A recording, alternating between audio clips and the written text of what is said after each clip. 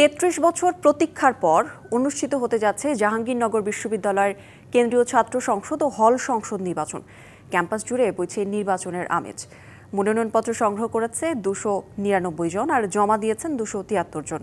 সুষ্ঠু নির্বাচন উপহার দিতে সব ধরনের প্রস্তুতি জাকসু নির্বাচন কমিশনের।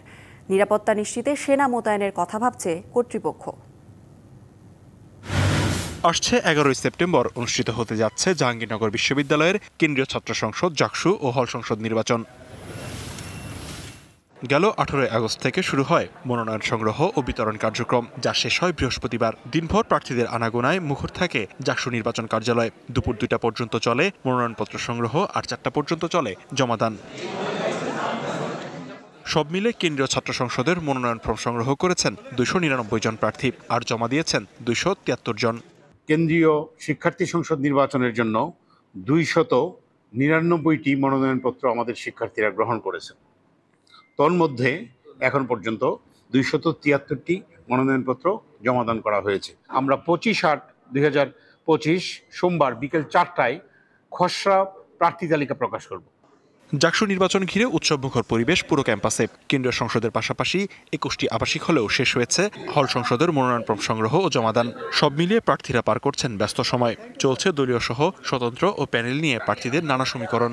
ফোকাসটা হবে শিক্ষার্থী কেন্দ্রিক যে ওয়েলফেয়ার অ্যাক্টিভিটিসগুলো আছে, আমাদের যে একাডেমিক সংস্কারগুলো রয়েছে, সেগুলো কিন্তু সবার জন্যই দরকার।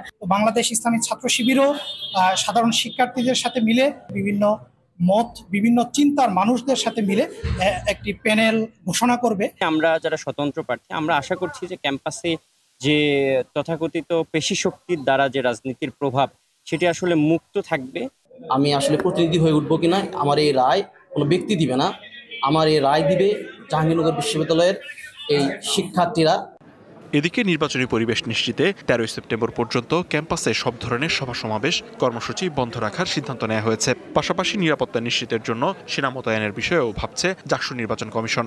দেশের আইন শৃঙ্খলা বাহিনী এবং দেশপ্রেমিক সেনাবাহিনীর সহযোগিতা নিয়ে আমরা একটি সুন্দর, অংশগ্রহণমূলক এবং পার্টিসিপেটরি, ক্রেডিবল এবং ইনক্লুসিভ শিক্ষার্থী সংসদ নির্বাচন করতে সক্ষম হব ইনশাআল্লাহ। তফসিল অনুযায়ী 24 আগস্ট পর্যন্ত চলবে প্রার্থীদের যাচাই বাছাই। খসড়া প্রার্থী তালিকা প্রকাশ হবে 25 আগস্ট আর 29 আগস্ট বিকেলে চূড়ান্ত প্রার্থী তালিকা প্রকাশের পর থেকে নির্বাচনী প্রচারণা করতে পারবেন প্রার্থীরা। DBC news desk.